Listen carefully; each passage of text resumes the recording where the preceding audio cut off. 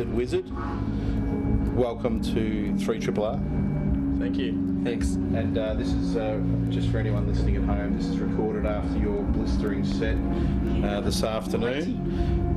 How did you feel it went down? Do you give yourselves a score out of 10 or anything like that? I try to abstain from numbers, but I think it went pretty well.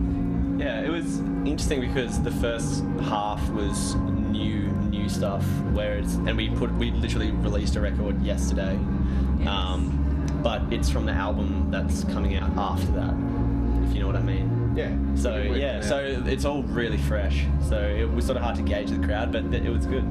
So you've got what's called a purple patch. You just keep recording everything. Yeah, I think we need to slow down a tiny bit. So this will be album number 5. Like you've done 4 albums within 18 months. Yeah. Is that right? Released our And you're about to you're working on another one. Yeah, right. So we'd been done with Oddments for a long time. It's definitely not a B-sides record, but it's sort of like these songs that we just accumulated that maybe didn't really fit sort of thematically with other records.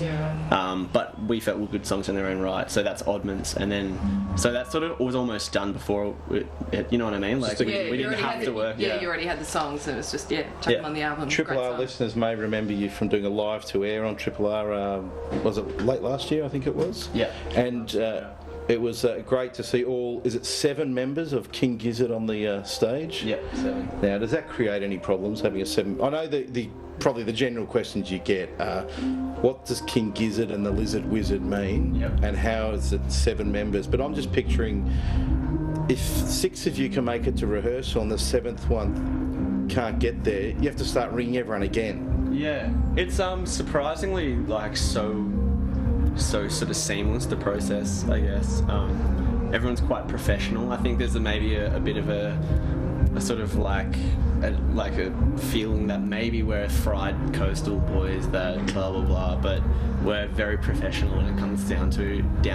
And it's really good. It's such a powerhouse of a sound when you all rev up. It's just like a steam train on the stage. The crowd loved it. And I think I'm not official to count the Meredith or the Golden Plains boot at Meredith, but I saw a few boots in the air. So 1 boot. I saw 2 Blundstones.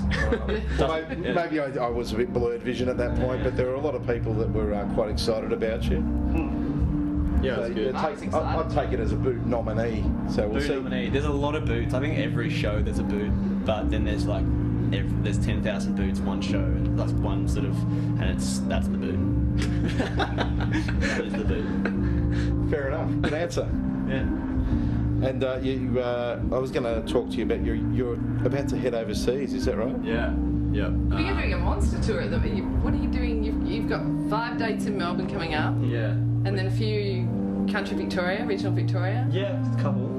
And then some more. You're in Perth. You're in. Yeah, we're going to. You're on everywhere for a couple of WA months. in 2 weeks, and then what's after that? We come back to Melbourne. We do a string of 5 nights, and I think it's like not in any particular order, but it's like Wednesday to Sunday, and it's like Boney, Old Bar, Bar Open, Tote. So like a tour of Melbourne. Sherry, Yeah, and I think Just all the small venues. We sort of did the Corner not too long ago, like late last year, and I think if we just did it again, it would have maybe been a bit weird. I think I feel like we operate best when it's in a sort of smaller environment. Yeah.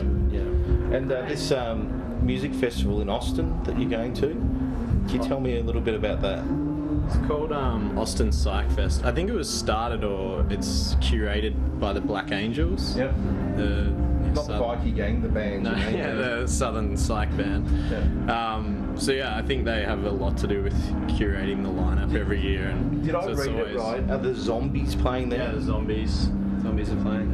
From the 60s. The the original. There's another band called Zombies. Golden Dawn who are playing, not to be confused with the movement that's happening in Greece. Oh, yes, that's right. But there's a really great 60s sort of psych band called Golden Dawn who are playing, who are pretty far down the bill, but they're really, really cool. Well, I was confused altogether because there's another band playing called Zombie. So you want to know if the zombies are on or Zombie, and the rider could get way out of hand there. And you're heading to Canadian Music Week as well? We are. Yeah. So we sort of start in Austin and then head up the sort of north, east, play a string of shows there, and we head to Toronto and play Canadian Music Week, and then to Montreal, and then down the East Coast down to New York. And I think the plan is to be based in New York for a month or so and just record or write a record. So, and then hopefully get back on the road and come back. So this is the new stuff that you were talking about? No, like the new... Oh, this is new stuff. Bloody hell. New stuff. The new stuff we played today is nearly finished, like recording wise. So that album's nearly ready to go, which is pretty fun. So the stuff in New York is another album? So... We'll probably have to. Well, it's all the next one's nearly recorded, but we're not sure like in terms of release plans. So when did the band start? Started in late 2010. So like later this year, you could bring out like a box set like Bob Dylan does. Which is just so stupid, isn't it? It would be the shittest box set. Did you always want to play here at Golden? Did you know much about Meredith beforehand? Yeah. Well, we played Meredith in 2011, fresh-faced. And that was sort of just pretty much the pinnacle of my existence. We'd all been coming here for a few years before that, and like obviously. So when you got the call, it was just like, insane. Guess what? I've got to ring 6 other people and tell them the good news. And that was the sort of start of Gizzard, whereby the set had been set in. Sorry, the band members had been set in stone in terms of lineup, but we were still really finding our feet in terms of like our sound and what we were playing. Yeah. And I think it went down all right, but it was more just like our sort of how happy we were to be there that sort of translated more so than the music. Well, if you're happy to be here, it's sort of a start, isn't it? You wouldn't want to be playing here if you didn't want to be here.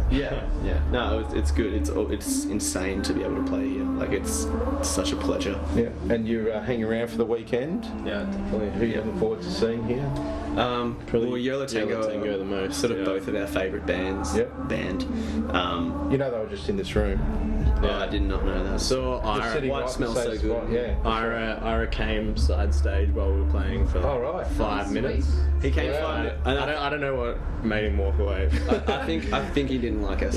I don't think it. That's cool. But I'm glad he. You respect him enough to have an opinion. Ira Kaplan, the frontman of Yellow Tango, was one of my idols. Okay. And I've seen him just by himself, just like mulling about, and I just haven't got the balls to go and say hi. Yeah. Well, we've got a surprise for you tonight. No, that's not him at the door. Sorry. All right. Well, look, we look forward to seeing you in a few weeks in Melbourne. Yep. And keep bringing those records out. Yeah. Don't do this like 2 years between your next release. Couldn't hear of it. I don't know. I think we might have to start stacking. We might have to give it, wait a bit until this next one comes. Yeah. I feel like people might switch off. Yeah, it's kind of a bit of a fine line. It's like bombarding people a bit much, but bombard away. You're doing well. Bombard away. Thanks for joining us on Triple R tonight. No worries. Thanks so much.